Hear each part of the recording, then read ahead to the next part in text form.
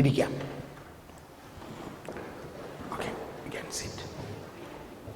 ഇനി ഒരു ചെറിയ ഷെയറിംഗ് പോലെയാണ്. നിങ്ങൾക്ക് ഇപ്പോൾ ഈ കേട്ടതിൽ നിന്ന് കിട്ടിയ ഉൾക്കാഴ്ചകൾ, ഈ ധ്യാനം ഒരു കുറച്ച് ഇൻ്റലക്ച്വലായിട്ടുള്ളൊരു എക്സർസൈസ് കൂടിയാണ്. സാധാരണ ധ്യാനങ്ങളിൽ നിന്നും വ്യത്യസ്തമാണ്. എങ്കിലും നമ്മളുടെ ക്രിസ്തീയ ജീവിതത്തിൻ്റെ ബേസിക് കാര്യങ്ങളാണ് എല്ലാം, ഇല്ലേ? പുതിയതൊന്നും പറഞ്ഞില്ലല്ലോ. നിങ്ങളിപ്പോൾ ഇതുവരെ കേട്ടതിൽ നിങ്ങൾക്ക് കിട്ടിയ പ്രധാന പോയിന്റുകൾ എന്താണെന്ന് ശ്രദ്ധിക്കണം. അടുത്തിരിക്കുന്ന ആളോട് പറയുക. ഒന്ന് അടുത്തിരുന്നിട്ട് അത് അങ്ങനെ അപ്പോൾ ഒരു ഷെയറിങ് ചെയ്യുമ്പോഴാണ് അങ്ങനെ ഒരു പോയിന്റ് പറഞ്ഞല്ലേ, അതിന് ഇന്ന അർത്ഥമാണെന്നൊക്കെ മനസ്സിലാകണം. അപ്പോൾ കുറച്ച് ക്ലാരിറ്റി കിട്ടും. നിങ്ങളൊന്ന് അടുത്തിരുന്നിട്ട് നിങ്ങളൊന്ന് സംസാരിക്കൂ. എന്താണ് ഈ ക്ലാസ്സിൽ നിങ്ങൾ ഏറ്റവും സ്ട്രൈക്ക് ചെയ്ത 1-2 പോയിന്റുകൾ എന്താണെന്ന് സംസാരിക്കും.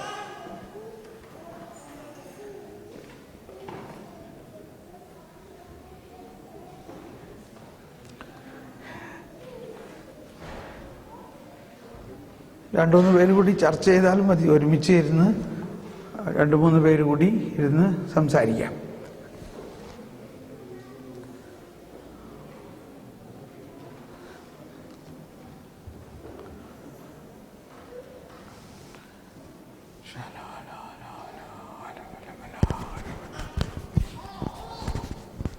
Praise you, Lord. Thank you, Lord.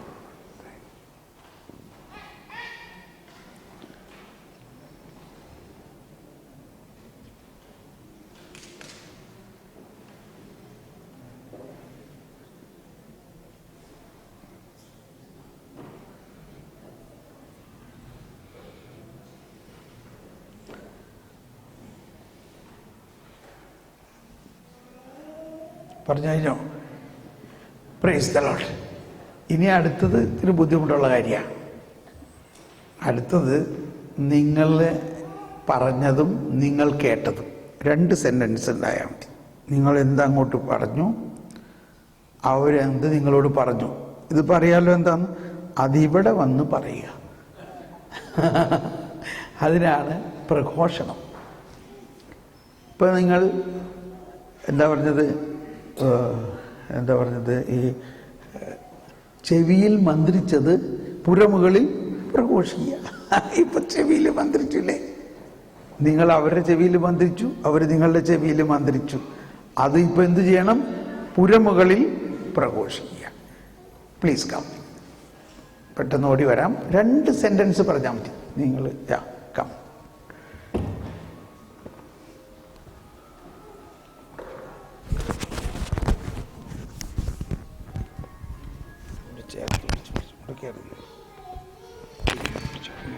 Price the Lord.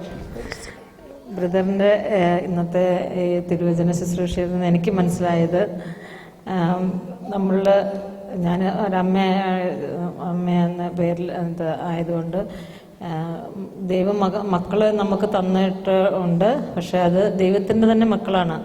ദൈവം നമുക്ക് താൽക്കാലികമായിട്ട് തന്നിരിക്കുന്നതാണ്. അപ്പം നമ്മൾക്ക് കിട്ടിയ കൃപ മക്കളിലേക്ക് ഇത് നാച്ചുറലായിട്ട് വരും. അത് നമ്മളവരെ ഉപദേശിച്ചിട്ടോ അങ്ങനെയൊന്നുമില്ല. പക്ഷെ നമ്മൾ ഏർലി മോർണിംഗിൽ എഴുന്നേറ്റ് പ്രാർത്ഥിക്കുമ്പോൾ ജ്ഞാനം നമ്മളിലൂടെ മക്കളിലോട്ട് തന്നെ വരുമെന്നുള്ളതാണ് എനിക്ക് മനസ്സിലായത്. അപ്പോൾ അതുപോലെ അനേകം നമ്മളുടെ അടുത്ത തലമുറയിലേക്കും കൂടെ ആ കൃപ കിട്ടും എന്നുള്ളതാണ് എനിക്ക് മനസ്സിലായത്. അപ്പം ഞാൻ കൂടുതൽ പ്രാർത്ഥനയിലൂടെ എനിക്ക് കുറച്ചുകൂടെ ഞാൻ ഉണർവിൽ പ്രാർത്ഥിക്കുകയാണെങ്കിൽ എൻ്റെ കുടുംബം രക്ഷപ്പെടും, എൻ്റെ മക്കൾ രക്ഷപ്പെടും. അതുപോലെ ദൈവത്തിൻ്റെ കൃപ എന്നിലൂടെ എൻ്റെ മക്കളിലോട്ടും ഒഴുകുമെന്നുള്ള ഒരു ജ്ഞാനമാണ് എനിക്കിന്ന് കിട്ടിയിരിക്കുന്നത്. Price the Lord. ഞാനെങ്കിലും കണ്ടോ, ഇപ്പം സൗഖ്യം കിട്ടിയ ആളിലൊക്കെയാണ് വരണത് എന്ന് ചോദിച്ച് ബാക്കിയുള്ളവർ വരാതിരിക്കണ്ട. ആ സൗഖ്യം കിട്ടിക്കഴിയുമ്പോൾ ഒരു ഉണർവാണ്, ഒരു ശക്തിയാണ്, ഒരു ധൈര്യമാണത്. ഞങ്ങളോട് സംസാരിച്ചുകൊണ്ടിരുന്നത്, ഞങ്ങൾ പണ്ട് എന്ത് കാര്യം തീരുമാനം എടുക്കുന്നതിന് മുമ്പ് ചിലപ്പോൾ ഒരു ദിവസം ഒരു നേരം നോക്കിയിട്ട് വൈകുന്നേരം ആകുമ്പോഴത്തേക്ക് ഒന്ന് പ്രാർത്ഥിച്ചിട്ട് ചിലപ്പോൾ എഴുതി കുറിയിട്ടെടുക്കും. അങ്ങനെയൊക്കെ ഒരു തീരുമാനം എടുക്കുമായിരുന്നു പണ്ട്. ഇപ്പം അത് പറ്റപ്പോയായിരുന്നു. ഇപ്പോൾ ധ്യാനത്തിൽ വന്നുകൊണ്ട് വീണ്ടും ആ ഒരു പ്രചോദനം കിട്ടി. അതുപോലെ വീട്ടിൽ കുടുംബ പ്രാർത്ഥനയായിട്ട് ചുമ്മാ ഇരുന്ന് വൈകുന്നേരം പ്രാർത്ഥിക്കും. പക്ഷെ അല്ലാത്ത ഒരു പ്രാർത്ഥന അതുണ്ടായിരുന്നു പണ്ട്, ഇപ്പോൾ അതില്ലായിരുന്നു. വീണ്ടും അങ്ങനെയൊക്കെ വേണമെന്നുള്ളൊരു ചിന്ത ധ്യാനം കൊണ്ട് കിട്ടി. അത് രണ്ടുമാണ് മെയിനായിട്ട് ഞങ്ങൾ പറഞ്ഞുകൊണ്ടിരുന്നത്. Thank you. Next please. അടുത്ത ആൾ വരാം.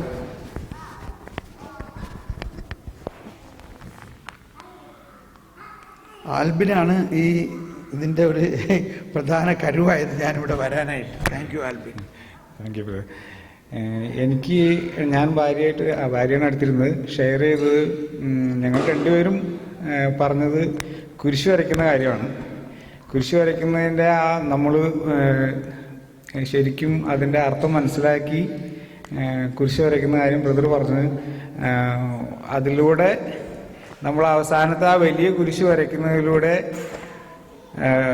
പിതാവിൻ്റെയും പുത്രൻ്റെയും പരിശുദ്ധാത്മാവിൻ്റെ സഹായത്തോടു കൂടി ഇടത്തു നിന്നും വലത്തോട്ട് ആ വിശുദ്ധിയിലേക്ക് നമ്മൾ കൂടുതൽ എത്തിച്ചേരുന്നത്, അത് നമുക്ക് ഓരോ പ്രാവശ്യം കുരിശ് വരയ്ക്കുമ്പോൾ ആ ഒരു ഗുണമുണ്ടാവുമെന്നും അതുപോലെ തിന്മയുണ്ടാകുന്നത് അല്ലെങ്കിൽ അതിൻ്റെ ഉത്ഭവം നമ്മളുടെ ഉള്ളിൽ നിന്നാണെന്നും ഈശോ നമ്മുടെ ഉള്ളിലുണ്ടെന്നുള്ള കാര്യങ്ങളും ആണ് കുറച്ച് എനിക്കിന്ന് കൂടുതലായിട്ട് കിട്ടിയത്. ഞാൻ പിന്നെ ഒന്ന് രണ്ട് കാര്യങ്ങൾ എനിക്ക് പറയാൻ ആഗ്രഹിക്കുന്നത്, ഞാൻ ബ്രദറിൻ്റെ ധ്യാനങ്ങൾ ഏകദേശം ഒരു 8 മാസത്തോളമായിട്ട് കേൾക്കുന്നതാണ്.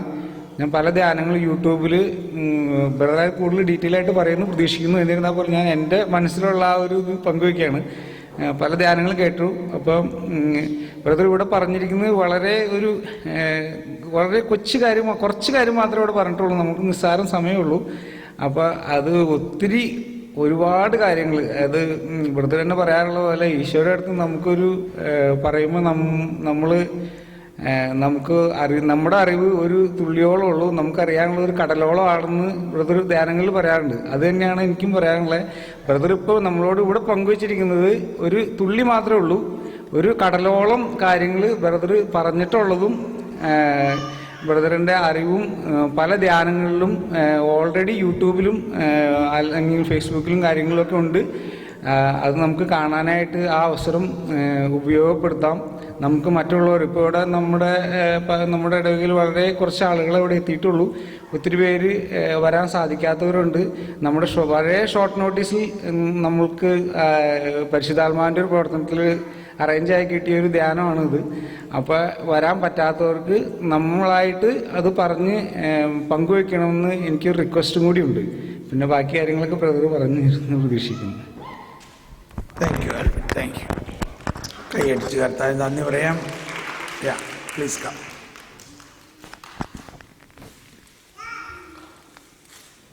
ഇത് നിങ്ങൾക്ക് വചനം പ്രഘോഷിക്കാനുള്ള ഒരു ചാൻസ് കൂടിയാണ്. Praise the lord. എൻ്റെ പേര് ഷാജി. ഷാജി. Praise Lord.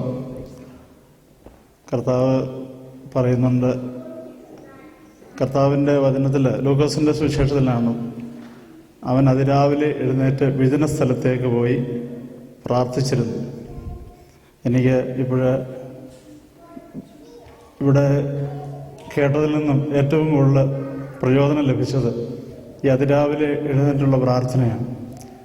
പ്രത്യേകിച്ച് എൻ്റെ കുടുംബത്തിൽ, എൻ്റെ വല്യപ്പനും അമ്മച്ചിയുടെ കുടുംബത്തിലും അപ്പച്ചൻ്റെ കുടുംബത്തിലും ഇത് കേട്ടാണ് ഉള്ളത്. ബ്രദർ പറഞ്ഞതുപോലെ തന്നെ എൻ്റെ വല്യമ്മച്ചി രാവിലെ 5 മണിക്ക് എഴുന്നേറ്റ് ജപമാലയും ചൊല്ലി എല്ലാ മനുഷ്യർക്കും വേണ്ടി 1-2 മണിക്കൂർ പ്രാർത്ഥിക്കും. അതുപോലെ എൻ്റെ അമ്മച്ചിയുടെ വീട്ടിൽ ചെല്ലുമ്പോൾ അപ്പച്ചനും അമ്മച്ചിയും രാവിലെ എഴുന്നേറ്റ് എടി അന്നമ്മേ ചെന്നമ്മേ തോമാച്ചി എന്നും പറഞ്ഞ് എല്ലാവരെയും തട്ടി വിളിച്ച് എഴുന്നേൽപ്പിച്ച് എല്ലാവരെയും പ്രാർത്ഥിപ്പിക്കും.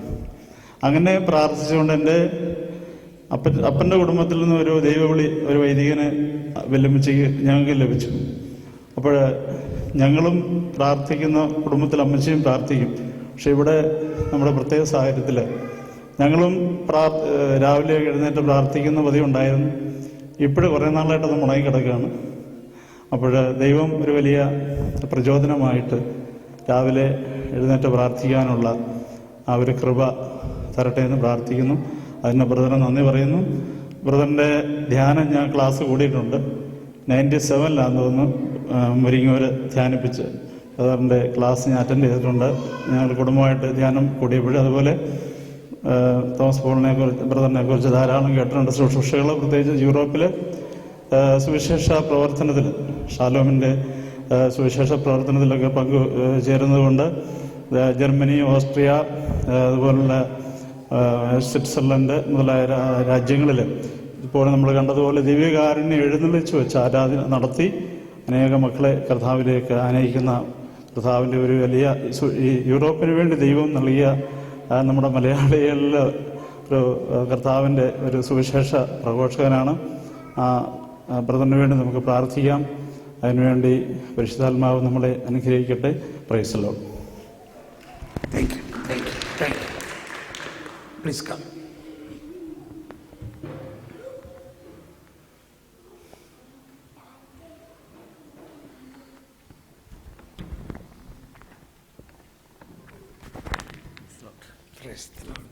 എൻ്റെ പേര് വർഗീസ്.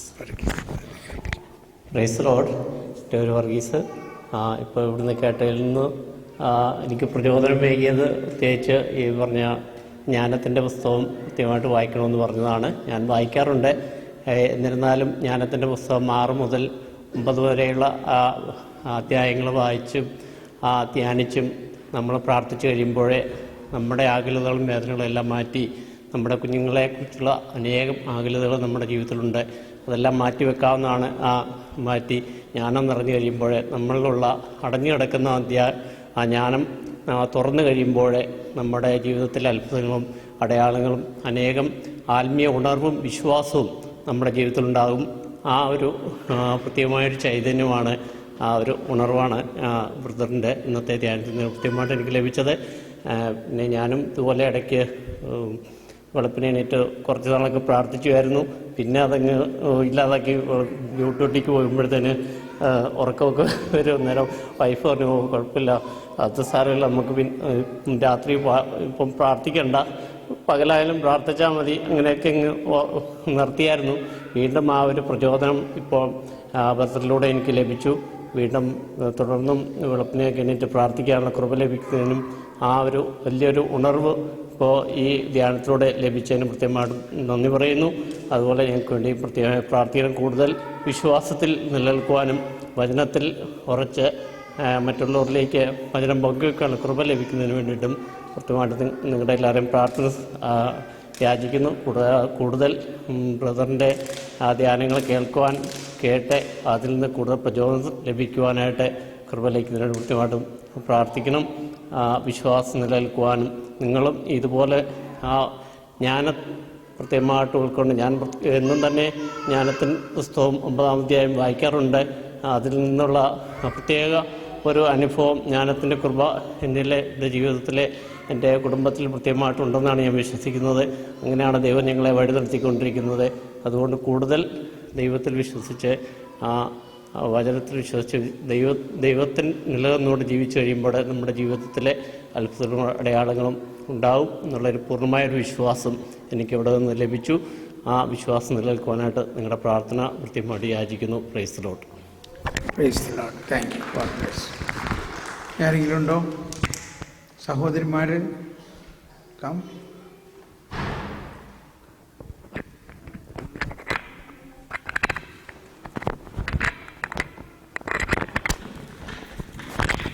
Price the Lord. എനിക്ക് ബ്രദർ പറഞ്ഞതിൽ ഒത്തിരി എന്നെ ആകർഷിച്ചത് ബ്രദറിൻ്റെ മോളെക്കുറിച്ചുള്ള കാര്യം പറഞ്ഞാണ്. ഞാൻ എന്തോരം ഹാർഡ് വർക്ക് ചെയ്തതാണ്. ഞാനിപ്പോൾ കാർഡിയോളജിയിൽ 10 വർഷമായിട്ട് വർക്ക് ചെയ്യുന്നു. ഒരു സംഗതി ഞാൻ വായിക്കും, പിന്നെ കുറച്ച് ദിവസത്തേനാണ് നിൽക്കും, പിന്നെ ഞാനത് മനസ്സിൽ നിന്ന് കംപ്ലീറ്റ് ഔട്ടാവും. ഞാനപ്പോൾ ഈ 2-3 ദിവസമായിട്ട് പ്രാർത്ഥിച്ചുകൊണ്ടിരുന്നപ്പോൾ രാവിലെ എപ്പോഴും എനിക്ക് ഈ ജ്ഞാനത്തിൻ്റെ പുസ്തകം 6:15 വചനത്തോട് തീവ്ര അഭിനിവേശം പ്രവർത്തി.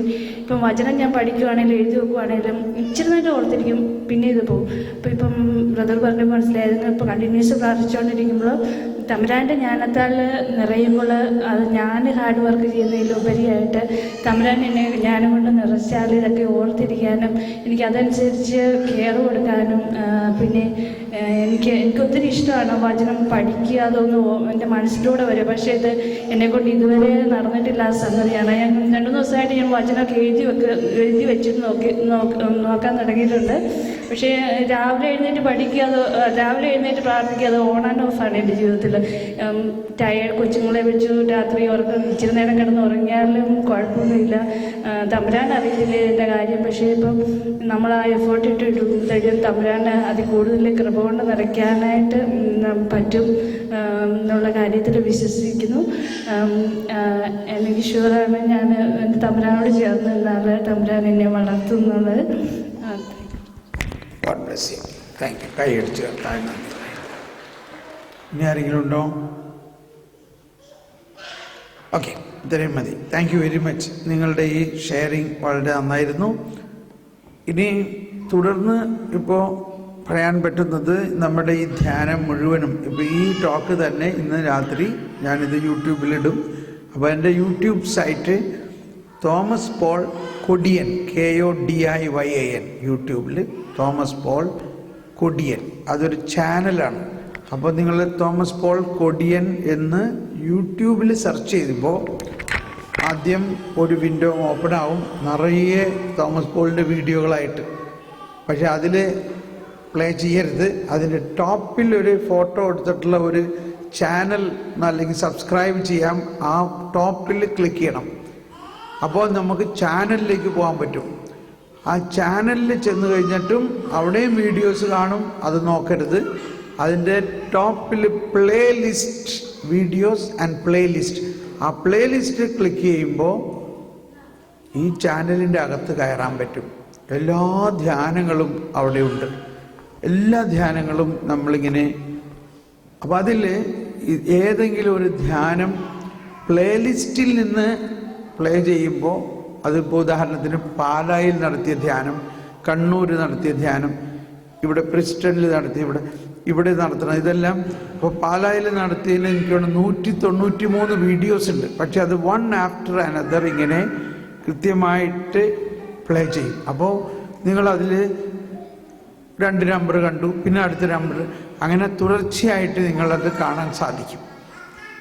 അപ്പോൾ അത് ഒരുപാട് മലയാളികൾക്ക് ഇത് സഹായകമായിട്ട്, ഇപ്പോൾ പുറം നാട്ടിൽ നമുക്ക് എല്ലാവർക്കും 5 ദിവസമൊന്നും പോയിരുന്ന് ധ്യാനിക്കാൻ പറ്റിയെന്ന് വരില്ല. പക്ഷെ നമ്മൾ വീട്ടിലിരുന്ന് സൗകര്യമാതിരി as and when it is possible നിങ്ങൾ അത് 1 ദിവസം കണ്ടു, 2 ദിവസം, 3 ദിവസം, അങ്ങനെ 2 എപ്പിസോഡ്, 3 എപ്പിസോഡ്, അങ്ങനെ തുടർച്ചയായിട്ട് അത് കാണാം. ഇനി അത് കണ്ടുകൊണ്ടിരിക്കുമ്പോൾ നിങ്ങൾക്ക് എന്തെങ്കിലും സംശയങ്ങളുണ്ടെങ്കിൽ എനിക്ക് ഇമെയിൽ അയക്കാം. എൻ്റെ ഇമെയിൽ അഡ്രസ്സ് വേണമെങ്കിൽ എഴുതിയെടുക്കാം. ktomaspol@gmail.com. ktomaspol, one word, @gmail.com. ktomaspol@gmail.com. പിന്നെ നിങ്ങൾക്ക് വാട്സപ്പിൽ വേണമെങ്കിൽ കോണ്ടാക്ട് ചെയ്യാം. എൻ്റെ വാട്സപ്പ് നമ്പർ, നാട്ടിലെ എൻ്റെ ഫോൺ നമ്പറാണ്. വാട്സപ്പ് നമ്പർ വേണമെങ്കിൽ എഴുതാം. 0091 944 719 6033. 0091 നമ്മുടെ ഇന്ത്യൻ കോഡ്, പിന്നെ 944 719 6033. അപ്പോൾ ഈ നമ്പർ സേവ് ചെയ്തിട്ട് വാട്സപ്പായിട്ട് ലിങ്ക് ചെയ്തിട്ട് യു ക്യാൻ റൈറ്റ്, ഞാൻ ഇന്നമാതിരി ആളാണ്, നമുക്ക് എന്താ പ്രശ്നം എന്നുള്ളത് നമുക്ക് വാട്സപ്പിലൂടെ, അപ്പോൾ എവിടെയാണെങ്കിലും ഫോണിലോ അല്ലെങ്കിൽ മെസ്സേജിലൂടെയോ കോണ്ടാക്ട് ചെയ്യാം. You can give A WhatsApp ring, ഞാൻ സൗകര്യം പോലെ തിരിച്ചു വിളിക്കാം. അപ്പോൾ ഇങ്ങനെയൊക്കെ പലരെയും സഹായിക്കാൻ പറ്റും. നിങ്ങൾ എപ്പോഴും മനസ്സിലാക്കണം, കർത്താവ് എന്തവസ്ഥയിലും നമ്മളെ താങ്ങി നിർത്തുന്ന ഒരു കർത്താവാണ്. നമ്മൾ എപ്പോഴും കർത്താവിൻ്റെ കയ്യിലാണ്. കണ്ടോ, നമ്മൾ ഈ കയ്യിലിരിക്കുന്ന പേന പോലെയാണ് നമ്മളിപ്പോൾ വളരെ സ്റ്റഡി ആയിട്ട് നല്ല നിലനിൽപ്പിലാണെങ്കിൽ ഒരു കുഴപ്പമില്ല. പക്ഷെ എപ്പോഴും ഇങ്ങനെ ആവണമെന്നില്ല. വളരെ അപ്രതീക്ഷിതമായിട്ട് നമ്മൾ തളർച്ചകളുണ്ടാവും. കണ്ടോ, നമ്മൾ വീണു. പക്ഷെ ഇപ്പം എവിടെയാ നമ്മൾ വീണപ്പോഴെവിടെയാ കർത്താവിൻ്റെ കയ്യിൽ തന്നെ. മനസ്സിലാവുന്നുണ്ടോ? നമ്മൾക്ക് എന്ത് സംഭവിച്ചാലും നമ്മൾ കർത്താവിൻ്റെ കയ്യിൽ തന്നെയാണെന്നുള്ള അടിസ്ഥാന വിശ്വാസമാണ് വേണ്ടത്. നമ്മൾ കർത്താവിൻ്റെ മക്കളാണ്. എന്നിരുന്നാലും നമ്മളിൽ ബലഹീനതകളും പാപങ്ങളും കഷ്ടതകളും ഇതൊക്കെ ഉണ്ട്. അതെല്ലാം കർത്താവിനറിയാം. അതുകൊണ്ടാണ് നമ്മൾക്ക് കൂദാശകൾ കുമ്പസാരിക്കാനും കുർബാനയും എല്ലാ കൂദാശകളും എല്ലാം. നമ്മളുടെ ബലഹീനതകൾ അവസാനം വരെ ഉണ്ടാകും. ഈശോ പറഞ്ഞു, ഒരുവൻ വിതച്ചു, നല്ല വിത്ത് വിതച്ചു, രാത്രി കള്ളൻ വന്ന് കള വിതച്ച് കടന്നു കളഞ്ഞു. പിറ്റേ ദിവസം വേലക്കാരും എന്ത്, നമ്മൾ നല്ല വിത്തല്ലേ വിതച്ചു, ഇതിൻ്റെ ഇടയിൽ ഈ കളകളാരും വന്ന് വിതച്ചു. നിങ്ങൾ ഉറങ്ങിയപ്പോൾ കള്ളൻ വന്ന് വിതച്ചതാണ്, ഞങ്ങളത് പറിച്ചു കളയട്ടെ.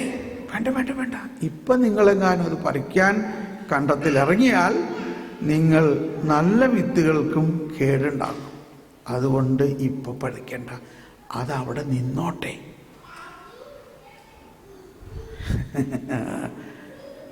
അത് വളർന്നോട്ടെ, തക്ക സമയത്ത് ഞാൻ അത് പറിച്ചു കളഞ്ഞോളാം.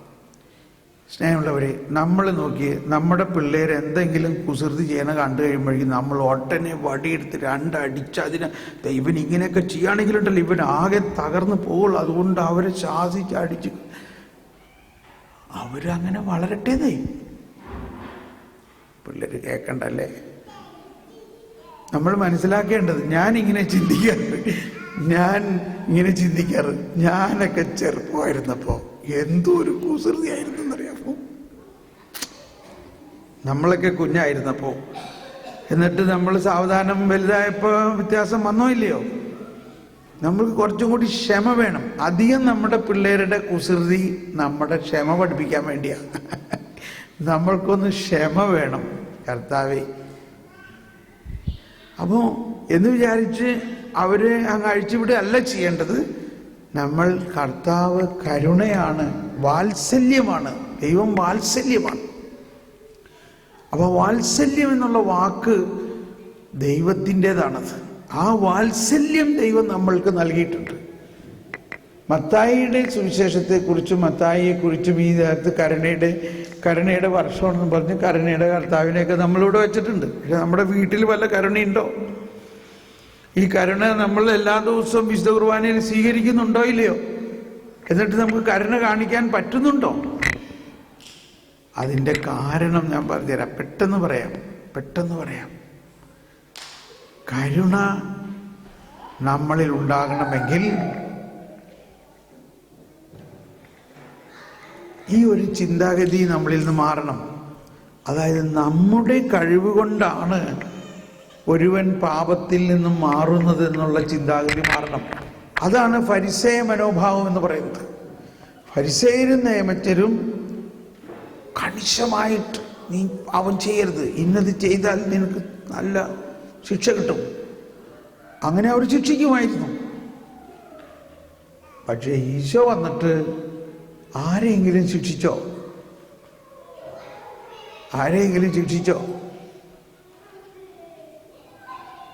ദൈവം മനുഷ്യനായി അവതരിച്ചത് പാപികളെ രക്ഷിക്കാനാണ്, ശിക്ഷിക്കാനല്ല എന്ന് പറഞ്ഞ എല്ലാവരും.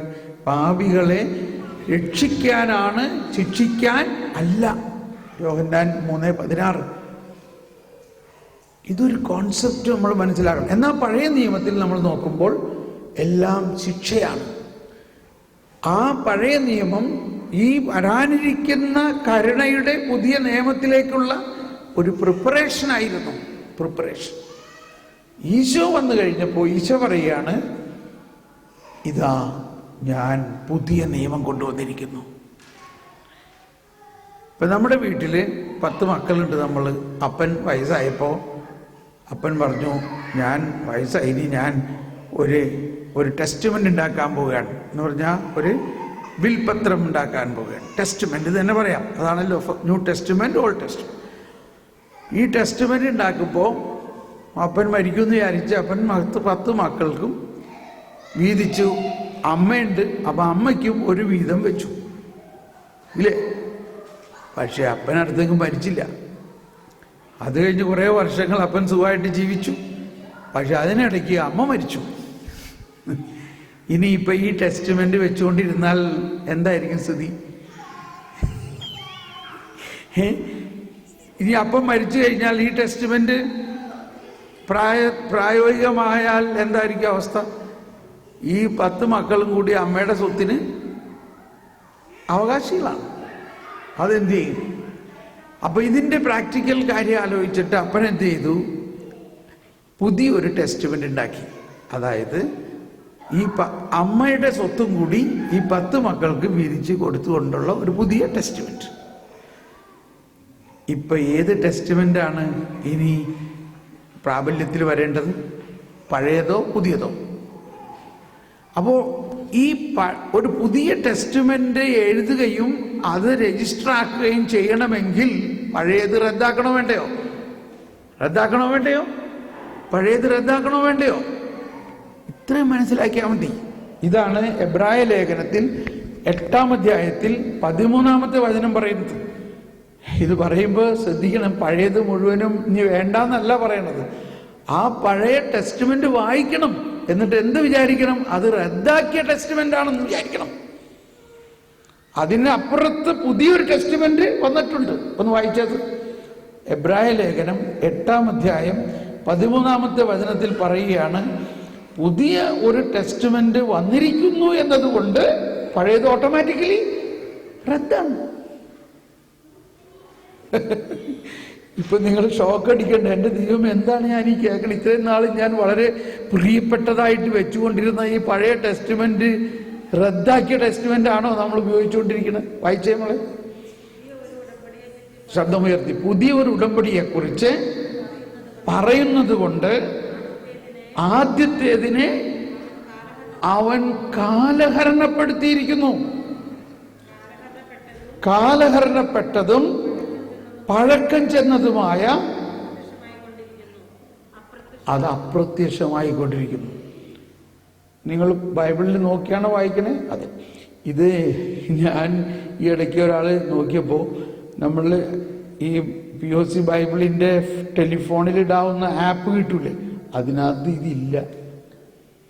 മനസ്സിലായിട്ടുണ്ടോ? ചിലപ്പോൾ വിചാരിച്ചിട്ട് റദ്ദാക്കിയതല്ലേ, ഇനി പിന്നെ അതിനകത്ത് എഴുതേണ്ടത് എന്തിനാന്ന് വിചാരിച്ചിട്ടുണ്ടാവുമായിരിക്കും. അപ്പം അത്രയ്ക്ക് വരെ ഇതിനകത്ത് മാനിപ്പുലേഷൻസ് ഉണ്ടാകാൻ സാധ്യതയുണ്ട്. കാരണം ഇത് ഒരു വിപ്ലവാത്മകമായ കാര്യമാണ്. കർത്താവ് ഈശോ മിശിഹ എന്താ കൊണ്ടുവന്നത്? നമ്മൾ വിശുദ്ധ കുർബാന ആരംഭിക്കുന്നത് എന്ത് പറഞ്ഞിട്ടാ? അന്നാ സിഹിയോൻ മാമലയിൽ കർത്താവരുളിയ കൽപ്പനകൾ. അതാണ് പറയണേ. അന്നാ സീനായി മാമലയിൽ കർത്താവരുളിയ കൽപ്പനയാണ് പറയണേ. പിന്നെന്താ പറയണേ? അന്നാ പെസഹ തിരുനാളിൽ കർത്താവരുളിയ കൽപ്പന പോൽ. കണ്ടോ? ഏത് കൽപ്പനയാണ് ഈ കുർബാന മുഴുവനും? അപ്പൊ പിന്നെ 10 കൽപ്പനകൾ എന്തിനു തന്നു? 10 കൽപ്പനകൾ കർത്താവ് തന്നെ തന്നിരിക്കുന്നതാണ്. എന്തിനാണത്? പാപം എന്തെന്ന് നമുക്ക് മനസ്സിലാകാൻ വേണ്ടിയാണ്. അത് പറയുന്നുണ്ട്. കൽപ്പനകൾ കർത്താവ് ഈശോ മിശിഹായിലൂടെയാണ് പൂർത്തിയാകുന്നത്. ഈശോ പറഞ്ഞു, ഞാൻ വന്നിരിക്കുന്നത് ഈ കൽപ്പനകളെ റദ്ദാക്കാനല്ല, മറിച്ച് അതിനെ പൂർത്തിയാക്കാനാണ്. എന്ന് പറഞ്ഞാൽ നിനക്ക് സ്വന്തമായിട്ട് ഈ കൽപ്പന പൂർത്തിയാക്കാൻ പറ്റില്ല. ഞാൻ വന്ന് നിന്നിൽ നിന്നും ഈ പാപത്തെ ഏറ്റെടുക്കും. ശ്രദ്ധിക്കണം, പെട്ടെന്ന് ഞാൻ പറയാൻ പോവാണ് കേട്ടോ. ഇപ്പൊ നമ്മുടെ മകൻ ഒരു ക്രിമിനൽ കുറ്റം ചെയ്തു. പോലീസ് അറസ്റ്റ് ചെയ്തു. പോലീസ് അറസ്റ്റ് ചെയ്തെന്ന് പറഞ്ഞ് കേട്ട വഴിയല്ല അമ്മമാർക്ക് എന്തായിരിക്കും അവസ്ഥ എന്ന് ആലോചിച്ച് നോക്കും. അമ്മ ബോധം കെട്ട് വീണിട്ടുണ്ടാവും ചിലപ്പോ, അല്ലെങ്കിൽ ചങ്കിലിട്ട് അടിച്ചു.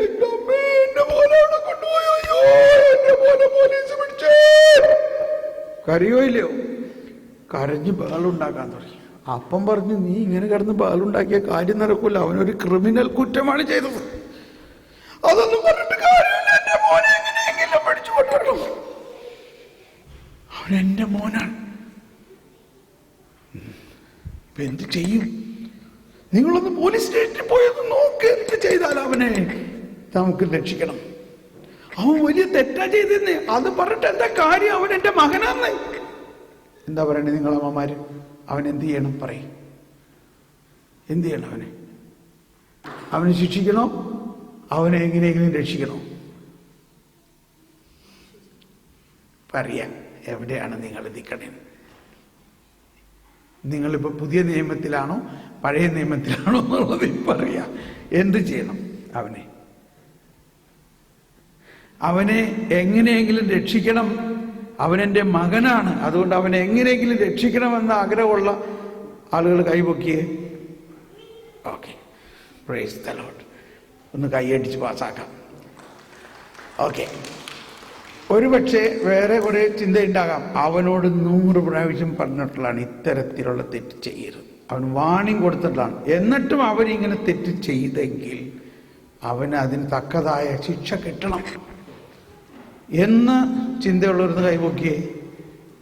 അവൻ തെറ്റ് ചെയ്തതുകൊണ്ട് അവൻ ശിക്ഷ കിട്ടണം എന്ന് ചിന്തയുള്ളവരാരെങ്കിലും ഉണ്ടോ? ആരുമില്ല. Price the Lord. മനസ്സിലായോ? അതാണ് കരുണ. ഇനിയിപ്പോ എന്താ ഇത് കാര്യമല്ലേ? അവൻ തെറ്റ് ചെയ്തു, അവനെ ശിക്ഷിച്ചില്ലെങ്കിൽ പിന്നെ അവൻ വീണ്ടും തെറ്റ് ചെയ്യൂല. ഇതൊക്കെ നമ്മുടെ ഉള്ളിലുള്ള ചിന്ത. എങ്ങനെ ഈ തെറ്റ് ചെയ്തവനെ ശിക്ഷയില്ലാണ്ടാക്കും? നിയമം അനുസരിച്ച് തെറ്റ് ചെയ്തവൻ ശിക്ഷിക്കപ്പെടണമെന്നല്ലേ? എന്താവട്ടെ, അപ്പൻ പോയി കോർട്ടിൽ പോയി നോക്കിയിട്ട് പറഞ്ഞു, ഒരു 10,000 ഇവിടെ പൗണ്ട് അടയ്ക്കുകയാണെങ്കിൽ അവനെ വിടുവിച്ച് കൊണ്ടുവരാം. എന്താണ് അതിന് പറയുന്നത്? മോചനദ്രവ്യം എന്ന് പറഞ്ഞ എല്ലാവരും മോചനദ്രവ്യം. ഇത് വചനമാണ് ഈ പറയുന്നത്. ഒന്ന് എല്ലാവരും ഉച്ചത്തിൽ പറഞ്ഞ് മോചനദ്രവ്യം. ഉച്ചത്തിൽ പറഞ്ഞ് മോചനദ്രവ്യം. പപ്പൻ വന്ന് പറയാണിത് 10,000 പൗണ്ട് മോചനദ്രവ്യം കൊടുക്കുകയാണെങ്കിൽ നമ്മുടെ മോനെ ഇപ്പൊ തന്നെ തിരിച്ചു കിട്ടും. എങ്ങനെയെങ്കിലും നിങ്ങൾ അവനെ വിളിച്ചോട്ടു. എൻ്റെ അടുത്ത് 10,000 പൗണ്ടൊന്നുമില്ല, ഞാൻ എന്ത് ചെയ്യാനാ? അപ്പം പറയാണ്.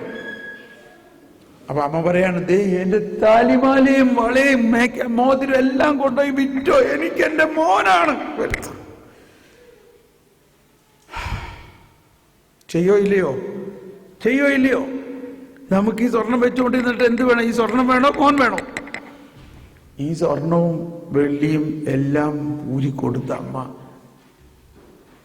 അതെല്ലാം മോചനദ്രവ്യമായി കൊടുത്ത് മകനെ പുറത്തിറക്കി. അതോടെ അവനങ്ങ് അപ്പനെ കെട്ടിപ്പിടിച്ച്, എൻ്റെ അപ്പച്ചോ എന്നോട് ക്ഷമിക്കണേ, അമ്മച്ചിനെ കെട്ടി. ഇതല്ലേ കർത്താവ് ഈശോ മിശിഹാ നമുക്ക് വേണ്ടി ചെയ്തത്? നമ്മളെല്ലാവരും നമ്മുടെ പാപം മൂലം ബന്ധനത്തിലായിരിക്കെ, ശിക്ഷയ്ക്ക് അർഹരായിരിക്കെ, ഇതാണ് വചനം പറയുന്നത്, നമ്മുടെ പാപങ്ങൾ നമുക്കെതിരെ പരിഗണിക്കാതെ. റോമർ 5:17, 2 കൊറിന്ത്യൻസ് 5:17 ഇതൊക്കെ പറയുന്നത് നമ്മുടെ പാപങ്ങൾ നമുക്കെതിരെ പരിഗണിക്കാതെ ദൈവം തൻ്റെ പുത്രനെ നമുക്ക് വേണ്ടി മോചനദ്രവ്യമായി അയച്ചുകൊണ്ട് നമ്മൾ കുറ്റം ചെയ്ത് നമുക്ക് ശിക്ഷയ്ക്ക് അർഹരായിരിക്കെ ആ ശിക്ഷ ആരേറ്റെടുത്തു? കർത്താവ് ഈശോ മിശിഹാ ഏറ്റെടുത്തു. ആരുടെ ശിക്ഷ? നമ്മുടെ ശിക്ഷ. ഇത് നിങ്ങൾ വിശ്വസിക്കുന്നുവോ? ഇത് വിശ്വസിച്ചാൽ മാത്രമേ നമ്മൾക്ക് ഈ അനുഭവം ഉണ്ടാവുള്ളൂ. നമ്മൾ ഇനി പാപം ചെയ്യാൻ പറ്റാത്ത ഒരവസ്ഥയാണ് ദൈവം തരാൻ ആഗ്രഹിക്കുന്നത്. ആ ബലിയിലൂടെ ഈശോ നൽകിയ കൃപാവരം. ഇനി ഒരു ചോദ്യം ചോദിക്കുന്നതാണ്, എന്താണ് ഈ കൃപ? കൃപ എന്നത് ദൈവീകത മാനുഷികതയിൽ ലയിക്കുന്നതിനാണ് കൃപ എന്ന് പറയുന്നത്. എല്ലാവരും ഒന്ന് കരം ഉയർത്തി പറഞ്ഞ്, വലതുകരം ഉയർത്തി പിടിക്കുക, ഇടതുകരത്തിലേക്ക് കൊണ്ടുവരിക. ഇടതുകരം മാനുഷികത, വലതുകരം ദൈവീകത. കണ്ടോ, ദൈവീകത മാനുഷികതയിൽ, പാപകരമായ ഈ മാനുഷികതയിൽ ദൈവീകത ലയിച്ചുമ്പോൾ എന്ത് സംഭവിക്കുന്നു? ഈ ദൈവീകത മാനുഷികതയെ ദൈവീകരിക്കുന്നു. അങ്ങനെ നമ്മൾ വിശുദ്ധരായി മാറുന്നു, രൂപാന്തരപ്പെടുന്നു, ദൈവത്തെ പോലെയാ. നമ്മൾ പാപികളായിരിക്കെ ദൈവം നമ്മളിലേക്ക് കടന്നു വരുന്നു. പാപം ദൈവത്തിന് നമ്മളിൽ പ്രവർത്തിക്കുന്നതിന് തടസ്സമല്ല. ഉദാഹരണം, മത്തായി പാപിയാണ്, ആരും അവന്റെ വീട്ടിൽ പോലും പോകുന്നില്ല. കർത്താവ് യേശു അവന്റെ വീട്ടിൽ പോയോ? അവന്റെ പാപം കർത്താവ് കടന്നു പോകുന്നതിന് വല്ല തടസ്സം ഉണ്ടാക്കിയോ? പോപ്പ് ഫ്രാൻസിസിന്റെ ടീച്ചിങ് ആണ് ഈ കഴിഞ്ഞ 2 മാസം മുമ്പ് പറഞ്ഞത്. മത്തായിയുടെ പഴയ കാര്യങ്ങൾ വല്ലതും കർത്താവ് ചോദിച്ചോ? എന്നാ പരിസേര് നിയമിച്ചു, അവൻ പാപിയാണ്, അവൻ ചുങ്കക്കാരാണ്, അവന്റെ വീട്ടിൽ പോകരുത്, അവനെ തിരസ്കരിക്കണം, അവന് നല്ല പ്രതികാരം കിട്ടണം. കർത്താവ് എന്തു ചെയ്തു? അവരെല്ലാവരും അവനെ പാപിയായിട്ട് കണ്ടുവെങ്കിൽ കർത്താവ് ഈശോ മിശിഹ മത്തായിയെ ആരായിട്ട് കണ്ടു? ഒരു അപ്പസ്തോലനായിട്ട് കണ്ടു. ഇത്രയും പാപിയായിട്ട് എല്ലാവരും മുദ്ര കുത്തി ബഹിഷ്കരിച്ചിരിക്കുന്ന ഒരാളെ എന്തായിട്ട് കണ്ടു? അപ്പസ്തോലൻ. 12 അപ്പസ്തോലന്മാരേ ഉള്ളൂ, അതിലൊരാളായിട്ടും 4 സുവിശേഷകരേ ഉള്ളൂ, അതിലൊരാളായിട്ടും. ഇതാണ് കർത്താവിന്റെ കരുണ. സമരിയാക്കാരിയുടെ അടുത്തേക്ക് ഈശോ കടന്നു ചെന്നപ്പോ സമരിയാക്കാരിയിലുള്ള പാപം അവൾ കർത്താവിന്റെ വരവിന് വല്ല തടസ്സം ഉണ്ടാക്കിയോ? സക്കേവൂസിന്റെ ഭവനത്തിലേക്ക് യേശു ചെന്നപ്പോ സക്കേവൂസിന്റെ പാപം യേശുവിന്റെ വരവിന് തടസ്സം ഉണ്ടാക്കിയോ? ഇല്ല. ഇത് നിങ്ങൾ കേൾക്കുമ്പോൾ ഇതുവരെ നിലവിൽ കേൾക്കുന്ന പല കാര്യത്തിനും ഒരു എതിരായിട്ട് തോന്നും. അതാണ് യഥാർത്ഥ സത്യം. നമ്മൾ പുതിയ നിയമമാണിത്. പുതിയ നിയമത്തിൽ പഴയ നിയമത്തിന്റെ ആ ഒരുക്കം കഴിഞ്ഞ് ഈശോ പുതിയ നിയമത്തിൽ നമ്മളുടെ പാപത്തെ ഈശോ ഏറ്റെടുത്തുകൊണ്ട് ഉത്ഥാനത്തിലൂടെ ദൈവത്തിന്റെ പുതു ചൈതന്യം നമുക്ക് തരികയാണ്. ഇത്രയും വെച്ച് നമുക്ക് നിർത്താം. അപ്പോൾ ഇതൊരു ടേസ്റ്റിന് വേണ്ടി ഞാൻ പറഞ്ഞു ഒരുപാട് കാര്യങ്ങൾ. ഒരു കാര്യം കൂടി പറഞ്ഞോട്ടെ കേട്ടോ, ഒന്ന് പെട്ടെന്ന് 2 minutes. ഏതേൻ തോട്ടത്തിൽ നിന്ന് ആദത്തേനും ഹവ്വയെയും പുറത്താക്കി എന്ന് പറയുമ്പോൾ നമ്മൾ പഠിച്ചിരിക്കുന്നത് അവരെ ശിക്ഷിച്ചു എന്നാണ്, ഇല്ലേ? അവരെ ശിക്ഷിച്ചു എന്നാണ്. പക്ഷെ അങ്ങനെയല്ല. ആ വചനം ഒന്ന് എടുത്തേ. ജനസിസ് 3:21-22. ജനസിസ് ഉൽപ്പത്തി 3:22